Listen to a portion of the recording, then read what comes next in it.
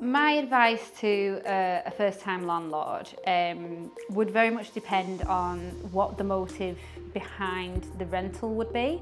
So, for example, somebody who is setting up to become a landlord for a business perspective, so somebody who's like looking to perhaps build a property portfolio, they would get sort of different advice to somebody who maybe has inherited a property and wants to use that property to rent out, or maybe somebody who maybe they own their own property and then they've got into a new relationship and they're going to keep that property and buy a property together. It's very different, and the reason for that is it's the emotion that's involved.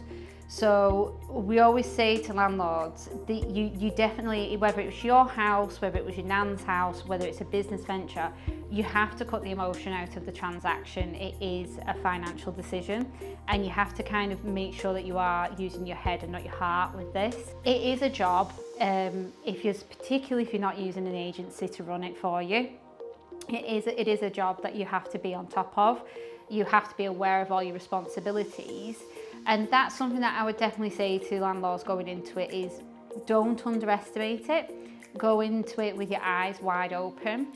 Make sure you have your facts and your figures and that you've done some research behind what your responsibilities are more than now more than ever.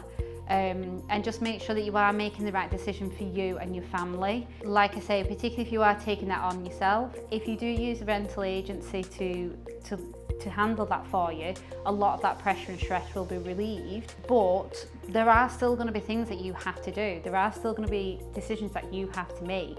Ultimately, it is the tenant's home, but it is your house. And landlords who use agencies, the agency is limited on what decisions they can make on your behalf because the property is still yours. So it's just making sure that you have really thought about the parameters of your life, how your life is working at the moment. Have you got that time? Have you got that finance? Have you got that energy to sort of manage this other entity in your life before you go into it? If you are looking at it as a business enterprise, I strongly advise that you take advice from a financial advisor, not a mortgage advisor, a financial advisor, who can look at all the best aspects for setting that business up from the start.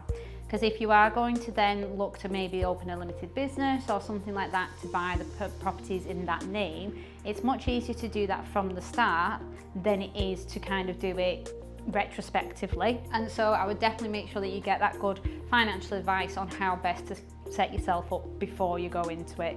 So yeah, I think it's definitely one of those things where it's be prepared before you go into it. And go and speak to your local agent. Like, we're here, we're more than happy for people to come in and have a chat with us.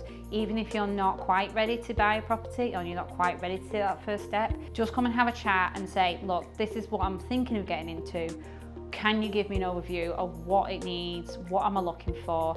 And then you can have a good chat with the local agent about best price, best areas, condition, like are you going to do something that might need some work? Are you wanting something that you can move straight into? Local yields, and then you can really have like the good local knowledge from somebody who's got their feet on the ground.